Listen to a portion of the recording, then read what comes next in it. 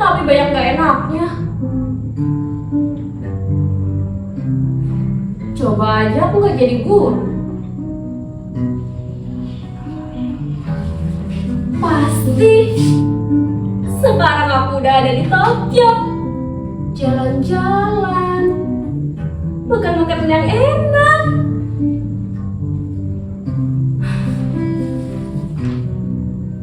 Orang tua aku selalu aja nyuruh aku jadi guru. Sekarang pas aku jadi guru, nggak mau tahu-tahu. Mereka nggak tahu apa yang aku hadapi selama ini. Tiap hari harus berurusan dengan modul ajar, silabus, RPP, evaluasi, materi, sepanjang.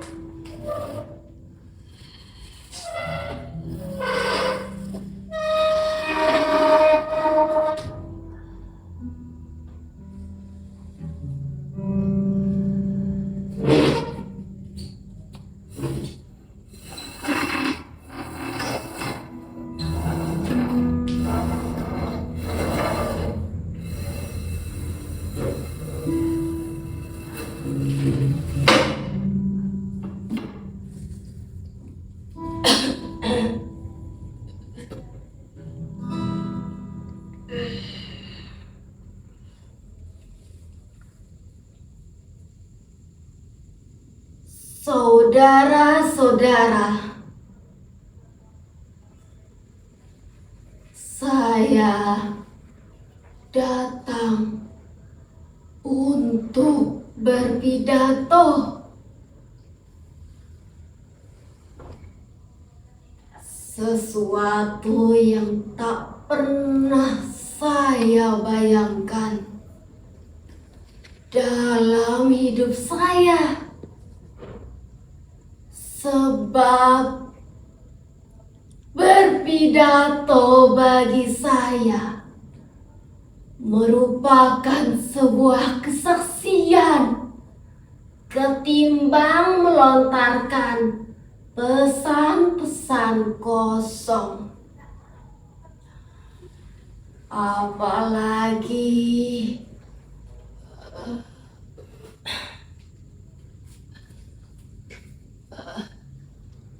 saya harus berpidato di hadapan saudara-saudara, orang-orang berpengetahuan luas,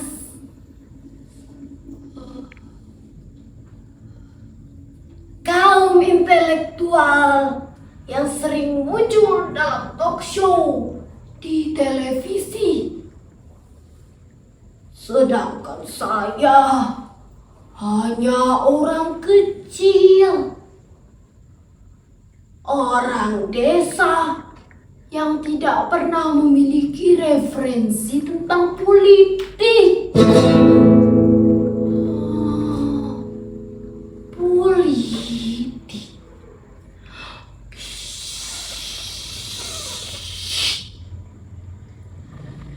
Jangan keras-keras.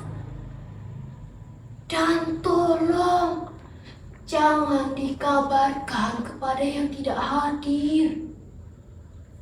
Saya tidak suka politikus. Mereka ini kaum mencela-mencela. Tak ada logika yang lurus. Seperti besi ditempa, semakin dibakar, semakin mudah dipeot-peotkan. Tak ada istilah sahabat dan seteru. Semuanya adalah alat untuk mencapai kuasa. Terkadang saya pikir mereka itu gerombolan tikus yang hidup di got di jalan-jalan sepanjang kota. Di musim kemarau, mereka bebas berkeliaran sepuasnya untuk mencuri roti-roti. Mereka bisa menggerogoti pintu rumah saudara.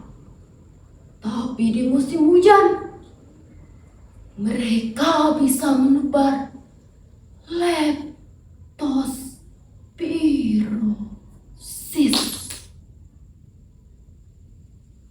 Makanya banyak orang kota itu berpikirannya tidak lurus karena kencing tikus.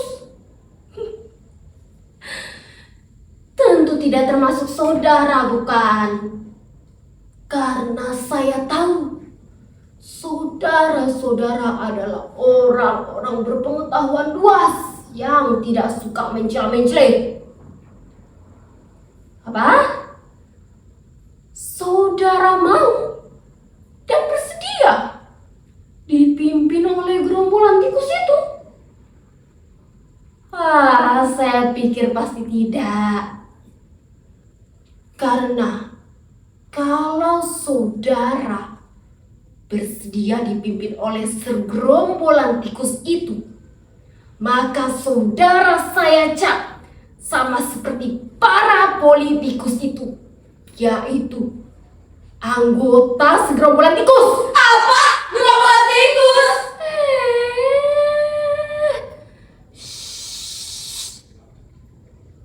Ingat, jangan sampai terdengar yang lain.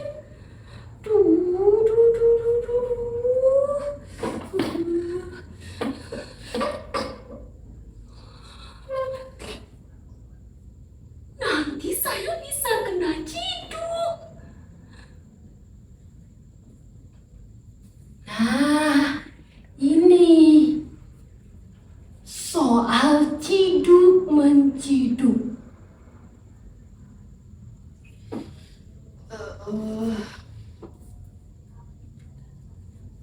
Mungkin saudara masih ingat ketika saya diculik dari rumah saya. Itu sudah terjadi pada bulan Desember tahun 1965.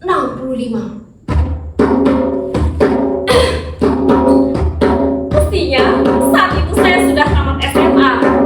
Usia saya saat itu 20 tahun. Tapi karena kami termasuk keluarga yang miskin, saya terpaksa putus sekolah. Lalu kemudian saya memang diajak untuk rapat-rapat bagaimana cara mengambil tanah-tanah kami kembali.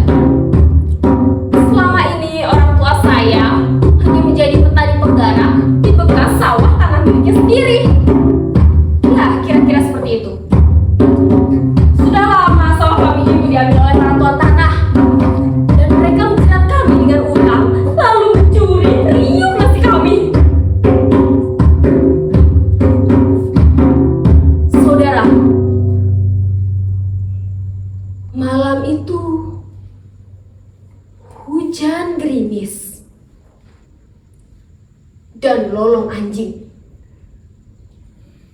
Seperti ini.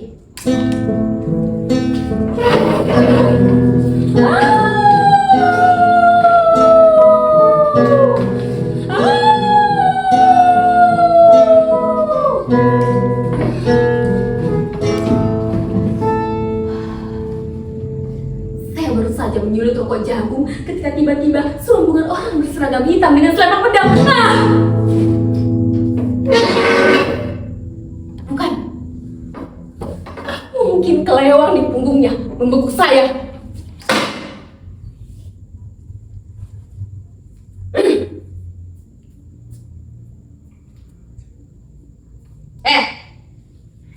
Saudara ikut kami, kata salah seorang yang berbadan paling besar. Ia mencengkeram tangan kanan saya. Lalu anjing terdengar lagi.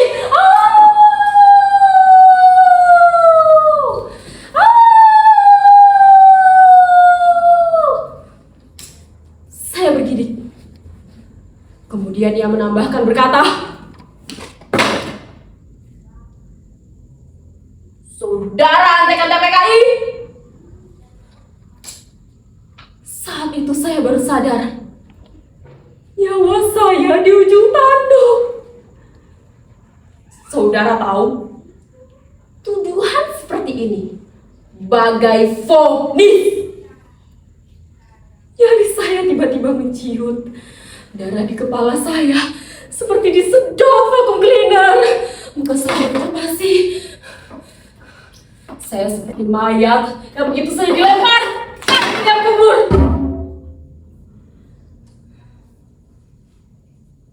Ketika para penjaga segerombolan itu menyeret saya, meski dengan memelas saya berkata,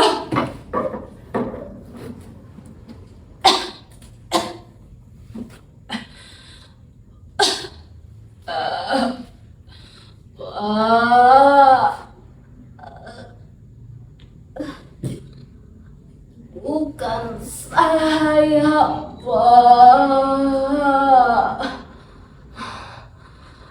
Bapak salah tangkap."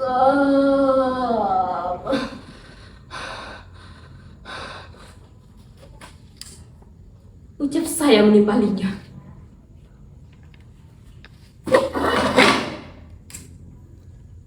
Sebaiknya pergunakan kesempatan ini untuk mengatakan hal penting seperti pesan kepada keluarga,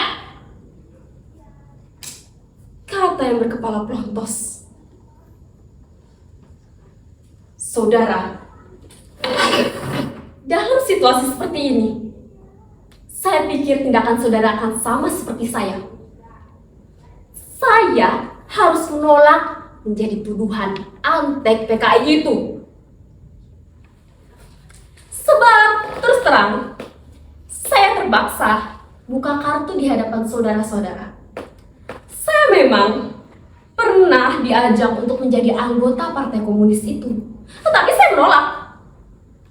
Seperti yang saudara tahu, saya tidak mau terlibat politik. Urusan saya urusan pragmatis. Saya hanya ingin kami semua di desa mempunyai tanah yang cukup sebagai tumpuan hidup kami sehari-hari. Nasib rakyat kecil seperti saya tergeletak di ujung kaki mereka. Setiap saat mereka dengan mudah menunjuk kemana kami mesti berjalan. Nasib sudah tidak berada di tangan masing-masing, saudara. Jelas nama saya sudah dikorupsi. Saat-saat kampanye, mereka akan dengan mudah memanipulasi. Seperti ini.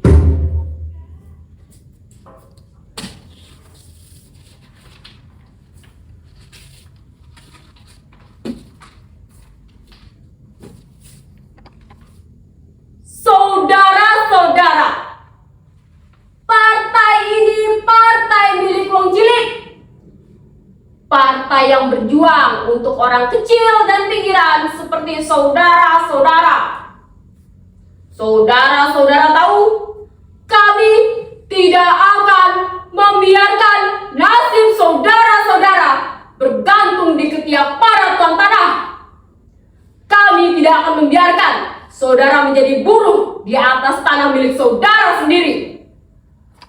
Kami adalah matahari yang tiba-tiba terbit dari balik bukit dan menyinari kesuraman hidup saudara-saudara. Cuma kalau saudara-saudara tidak berada satu barisan dengan kami, bagaimana kami bisa memperjuangkan nasib saudara-saudara? Apakah saudara-saudara mau bergabung bersama kami? Kalau saudara menolak, berarti saudara juga menolak untuk memperbaiki nasib bangsa. Dan itu adalah sebuah pengkhianatan yang tidak bisa dimaafkan. Tidak bisa dimaafkan. Karena itu berarti saudara berlindung di punggung para tuan tanah yang setiap hari menghisap darah di kepala saudara-saudara.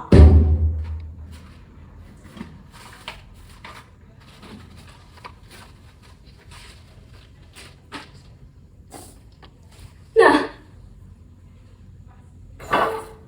saudara dengar tadi kan? Saya muak dan jijik dengan ajakan-ajakan begini. Kenapa semua orang yang datang kepada kami selalu membawa janji-janji? Mereka tidak pernah datang sebagai sahabat yang tulus, yang begitu bersungguh-sungguh ingin mengangkat hidup kami yang melarat ini.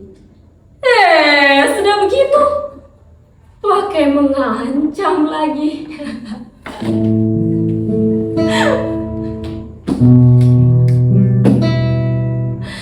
Lucunya.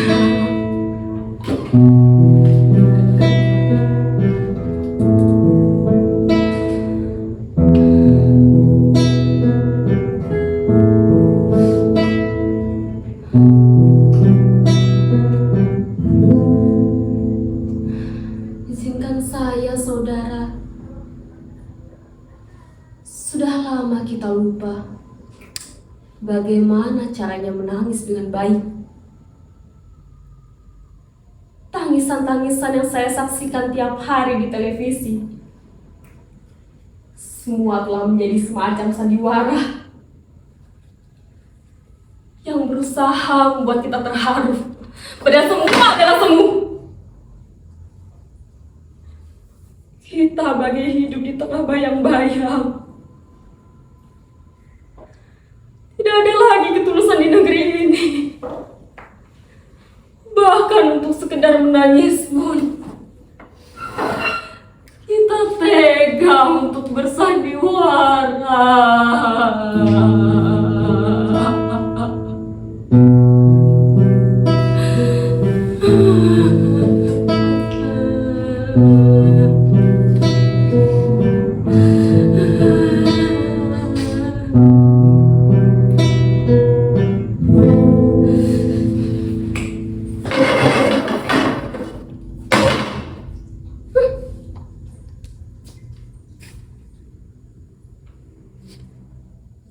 Nama saudara ada dalam daftar. Makanya jangan rewel.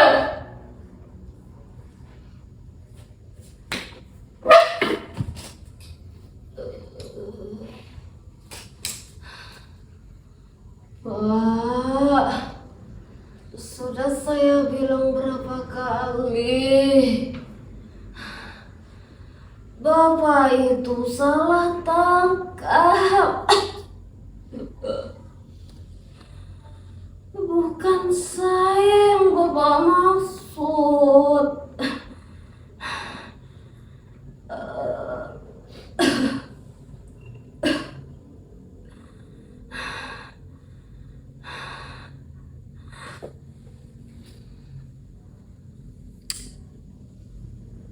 Saudara,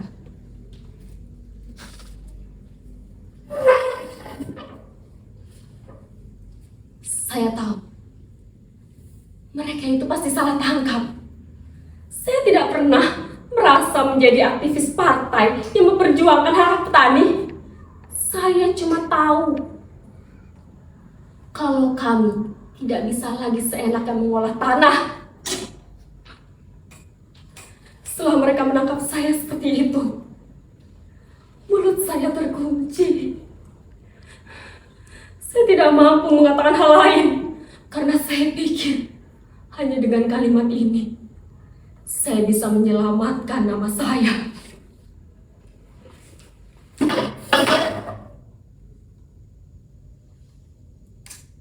Saudara benar bernama Tel.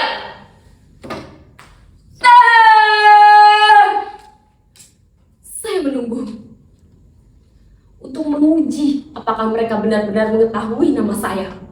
Karena saya yakin pastilah mereka salah tangkap.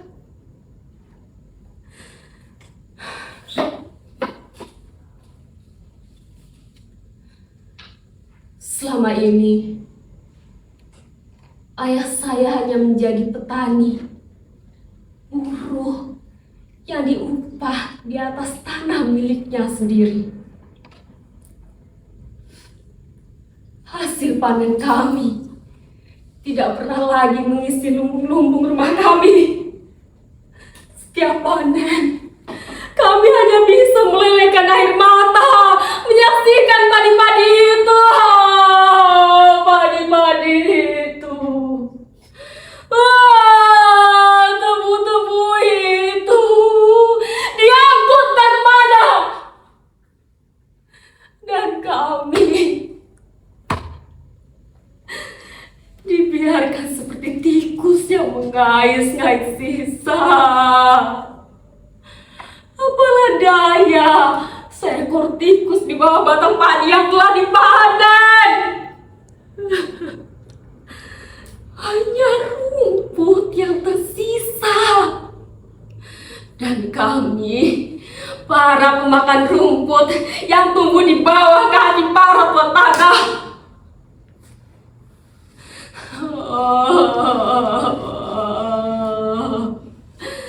Hidup ini sungguh kejam. Bahkan pemilik pun tidak berdaya berhadapan dengan para penguasa. Karena pemilik belum tentu berkuasa.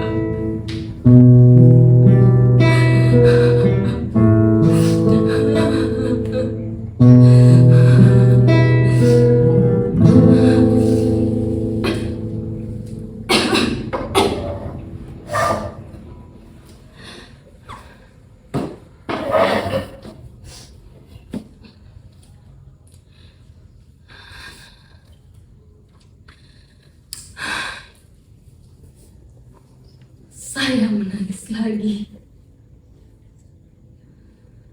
Maaf saudara-saudara, saya mendadak menjadi cengeng.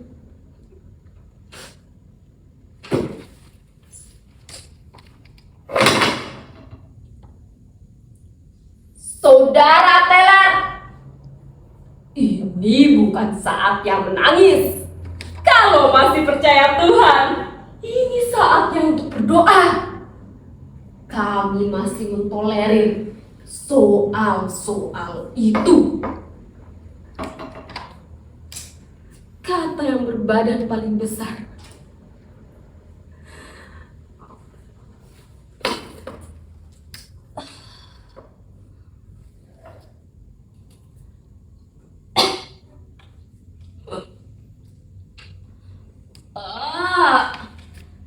Nama saya ini Meler.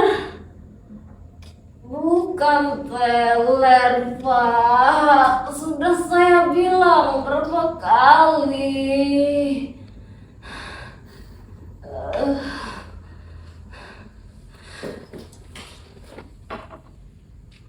Terpaksa saya sebut nama saya yang sebenarnya.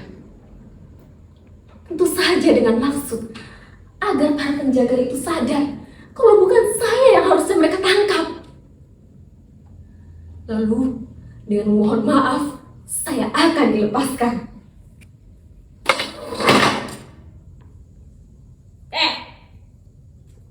Melet, teler, saudara sudah kami tangkap. Pantang mengembalikan barang yang telah kami ambil.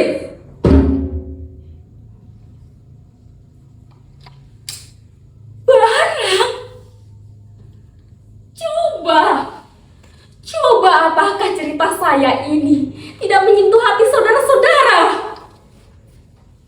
Seharusnya saudara bersimpati kepada saya.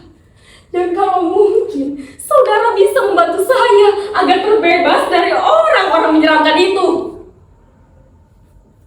Bagaimana mungkin saudara? Seseorang yang dilindungi oleh aturan seperti HAM nilainya disamakan dengan barang. Apakah dunia ini sudah begitu bengisnya? Manusia-manusia yang hidup di dalamnya sudah tidak bisa lagi membedakan mana barang dan mana manusia. Seonggok tubuh pun yang tidak memiliki nyawa nilainya tidak bisa disamakan dengan barang. Apalagi saya. Seorang yang masih memiliki hak atas nyawanya sendiri. Tapi begitulah saudara di zaman itu. Penangkapan seorang anak manusia nilainya disamakan dengan kerikil yang dipungut begitu saja di pinggir jalan. Dan kalau dikehendaki, kerikil itu akan dilemparkan ke dasar jurang. Dan saudara tidak bisa protes. Kalau sewaktu-waktu nyawa saudara disamakan nilainya dengan sebuah kerikil,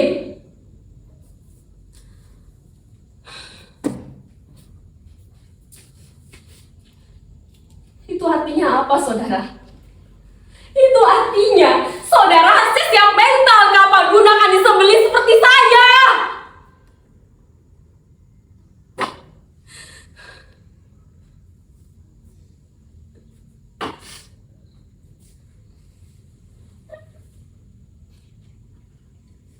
Saudara,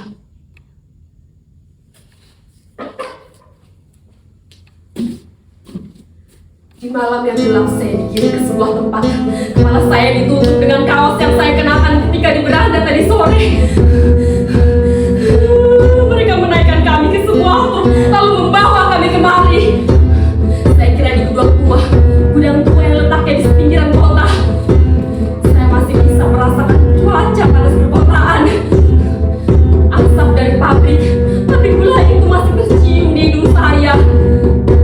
Tapi di sekitar sini memang bersebaran pabrik gula. Dan tentu saja saya tidak bisa membedakan aroma masing-masing pabrik itu. Apakah saudara sanggup membedakan pabrik gula ini aromanya begini, pabrik itu aromanya begitu? Saya yang hidup di sekitar perkebunan tebu saja belum memiliki penciuman setajam anjing. Apalagi saudara yang hidup di perkotaan dan bahkan tidak mengenal pohon tebu.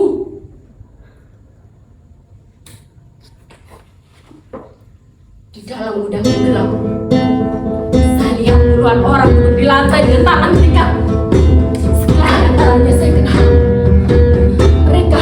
Mereka sebagian besar adalah para petani yang nasibnya kekurangan sama seperti saya. Bagaimana mungkin para petani miskin, apalagi huruf, apalagi politik, menjadi lokomotif penumbangan sebuah rezim? Wah, saudara.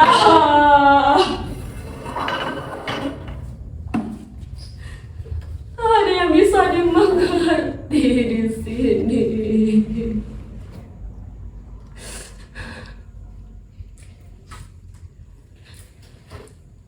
Ketika saya ditendang agar bergabung dengan orang-orang itu, saya baru tersadar bahwa lantai yang saya pijak penuh dengan genangan darah. Samar-samar genangan darah itu hampir-hampir mencapai mata kaki saya. Ketika saya berjongkok untuk memastikan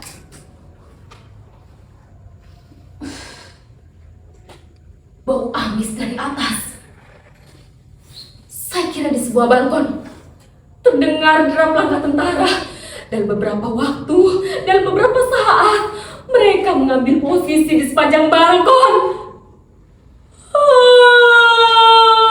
Tuhan,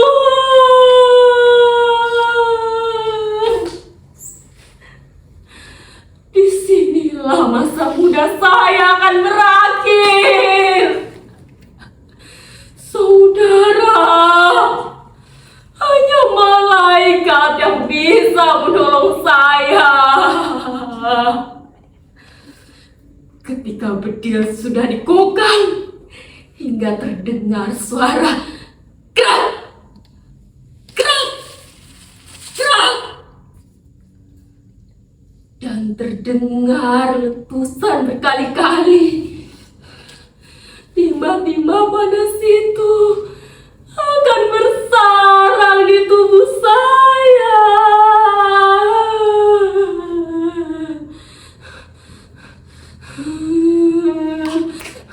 Dan kami semua akan roboh. Setelah itu, darah kami akan membanjiri lantai ini.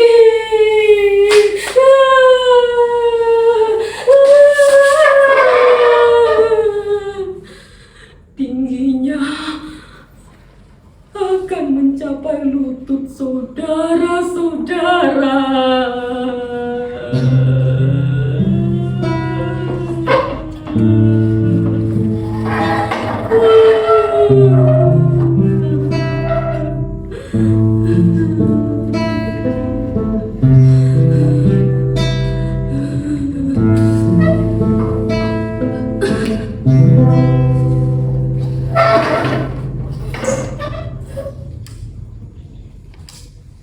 Diam-diam saya berdoa. Saya mengucap rasa syukur diberi pilihan mati di ujung moncong senapan. Paman saya, Juena, seperti yang saya dengar ceritanya, harus mati dengan kepala terpisah dari tubuhnya. Ketika diculik seperti saya, dia digiring ke sebuah tepi jurang di pantai. Di sanalah para algojo itu memenggal kepalanya. Di sana juga ramai dibantai banyak manusia yang tidak mengerti di mana letak kesalahannya. Saudara, kepalanya jatuh dan badannya berjatuhan ke lantai.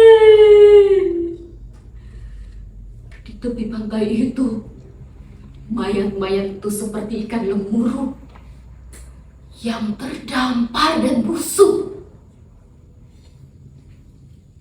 Bau-bau mayat itu menyusup di antara pohon-pohon di sepanjang pantai. Tapi tak ada yang berpikir bahwa itu adalah bau mayat, apalagi peduli. Karena kepedulian saja sudah bisa mengantarkan saudara-saudara ke tempat-tempat penjagalan. Konon, itu adalah contoh bagi mereka yang terlibat.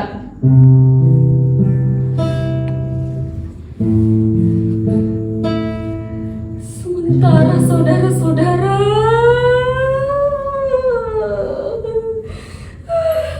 kepala mereka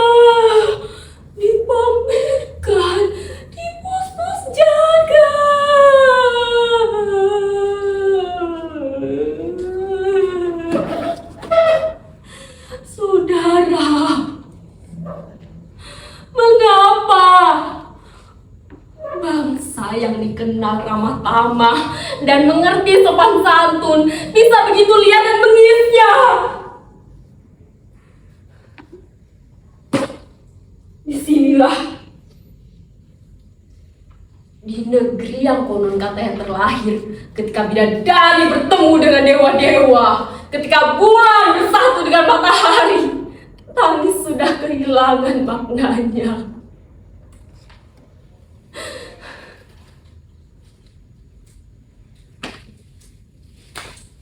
Tak ada gunanya lagi menangis. Air mata ini tiba-tiba kering ketika terdengar ratusan ribu orang dibantai seperti anjing yang menyebar rabies. Mereka ketakutan ketularan gila. Mereka ketakutan dari mayat-mayat itu akan muncul belatung. Kalaupun mayat-mayat itu dikuburkan, bukan karena mereka tahu bagaimana cara memperlakukan jenazah, tetapi karena mereka takut dari jasad-jasad itu akan menyebar penyakit. Dan pada suatu hari, para penghuni kota akan tertular. Itu artinya saudara, mereka juga memiliki ketakutan yang sama seperti yang saya rasakan setelah ini.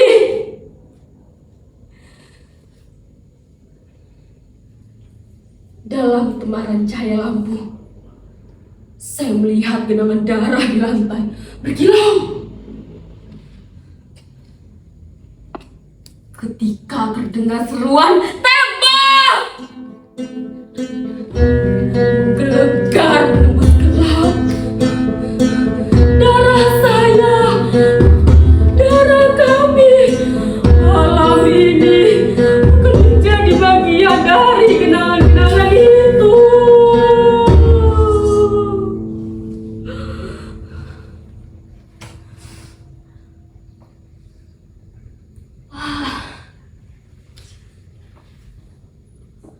Maafkan saya, saudara.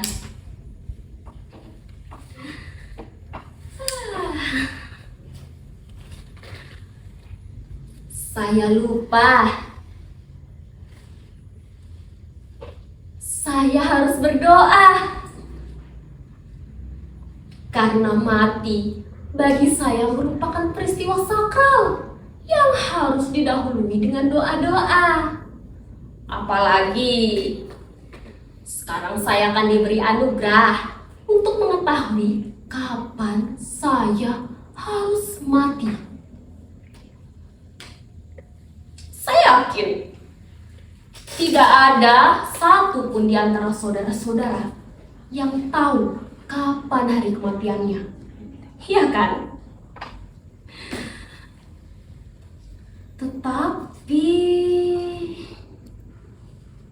Tapi sebentar. Apa gunanya berdoa? Toh sebentar lagi saya akan mati. Saudara-saudara, jangan salah paham. Doa-doa itu diturunkan bukan hanya untuk meminta pertolongan, tetapi yang paling penting adalah untuk membawa ketentraman sehingga bisa tabah menghadapi hari kiamat sekalipun. Maka dari itu, biarkan saya berdoa dengan khusyuk sebentar.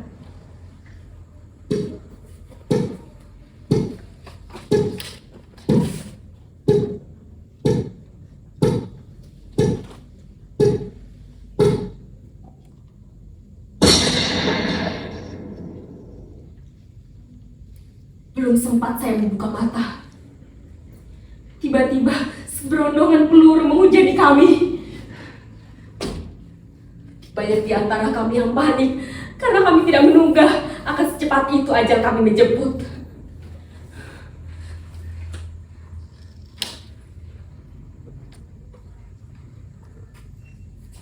Saudara, bukankah saudara tahu sebuah perbedaan ideologi tidak harus berakhir dengan saling bantai, kan? Saudara juga tahu bahwa ideologi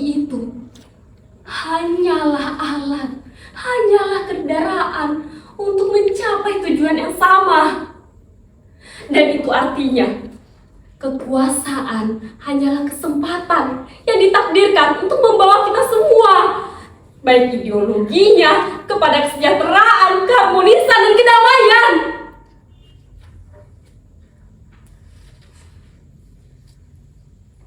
Dengan tenang, saya menyelinap ke balik truk.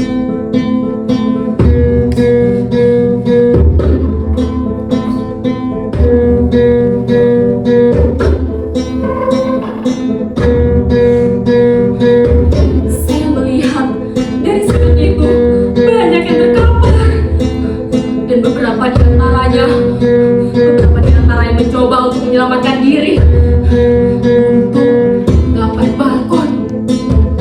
Tapi saudara, rombongan peluru itu lebih cepat menghujani kami, dan mereka semua pada akhirnya terkapar. Darah mereka mengalir, membanjiri lantai itu, dan darah mereka tumpah. Entah untuk apa, saya tidak tahu.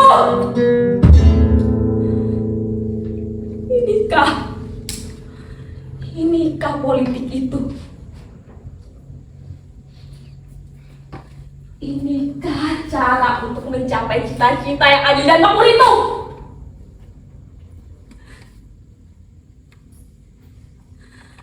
Apakah tidak cukup? Tidak cukupkah nyawa kami ini dibantai? Saudara, apakah saudara akan membiarkan nyawa saya yang tidak mengerti politik ini dibantai begitu saja seperti anjing? Saudara,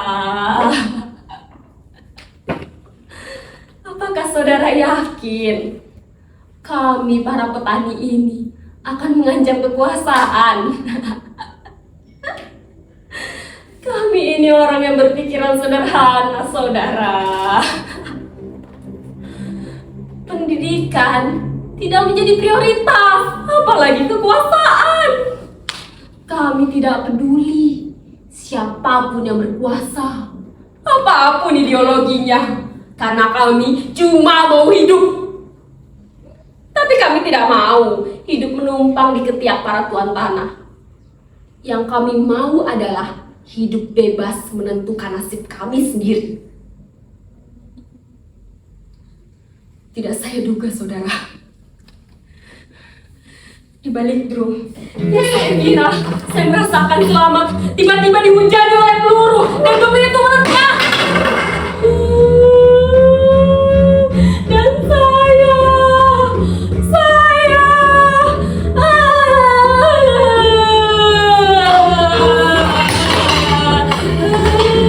terbakar, saudara-saudara. Panas!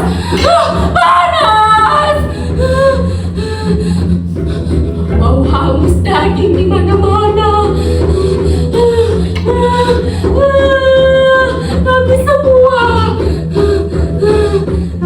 Kami semua akan mati terbakar. Saudara, tidak ada lagi yang bisa saya lakukan kecuali berteriak. Tembak! Tembak! Tembak saya!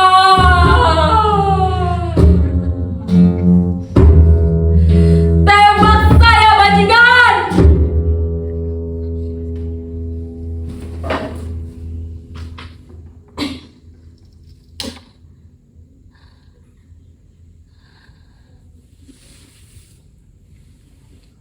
Kami semua roboh. Tapi tak saya dengar lagi suara senapan.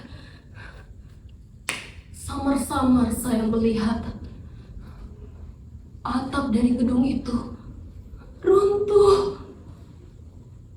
Dan api sudah membakar gudang tua itu.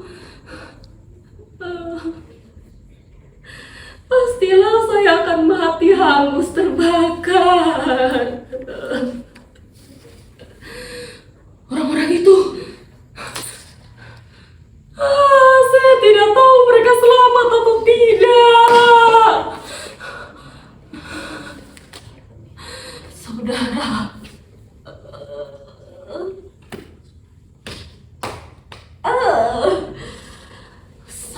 tidak bisa melanjutkan cerita ini lagi.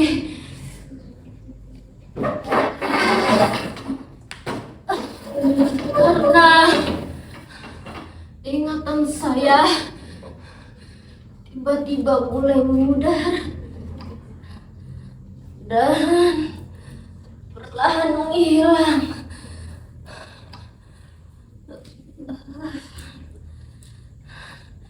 Intinya seperti itulah saudara. Sebenarnya saya ingin sekali bercerita banyak, tapi saya tidak pernah diberi kesempatan. Hingga akhirnya saya datang melalui tubuh ini, yang tak lain adalah tubuh dari cucu saya. Saya sangat berterima kasih atas pinjaman tubuhnya. Tapi tolong sampaikan kepadanya, jangan sampai mereka mati konyol seperti saya.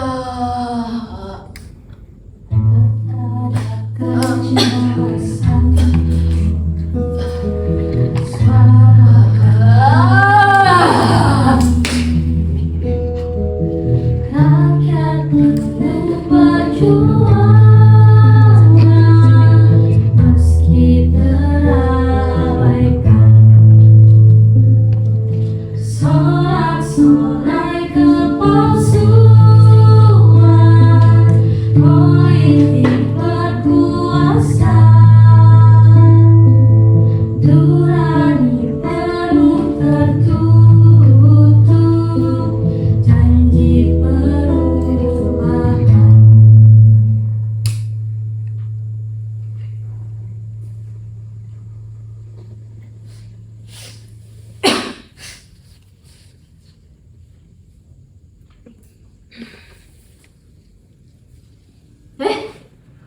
Loh, kenapa sepatuku di sana? Ini kertasnya kenapa begini deh?